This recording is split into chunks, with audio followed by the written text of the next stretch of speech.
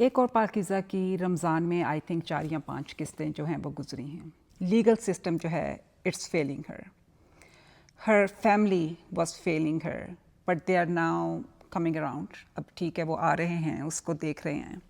Investigation जो है वो कितनी बायस्ड है, कितनी सारी चीज़ें इस तरह की हैं कि मैं खुद बैठी हुई ये सोच रही हूँ कि is it even worth it?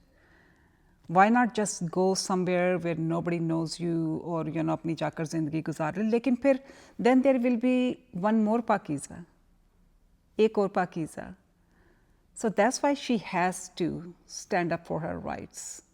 People will know that there are consequences for these kind of actions, for ruining somebody's life. बाद में आखिर में who shot at her? I don't know if everybody already figured this out. But I know for a fact that it wasn't anybody from Yasin.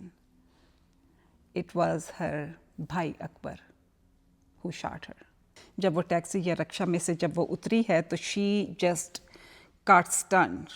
एकदम वो freeze हो गई है उस वक्त देखकर उसको कि I know for sure कि उसने अपने भाई को देखा with a gun and that's why she froze.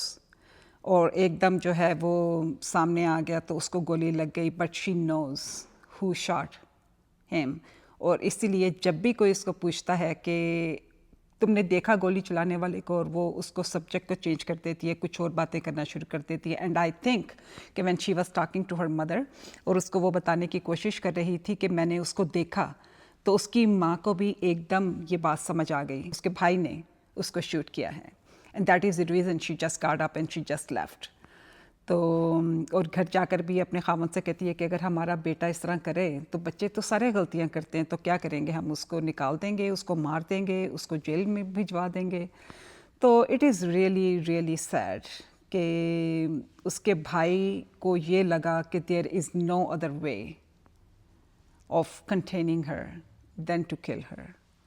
It is just sad.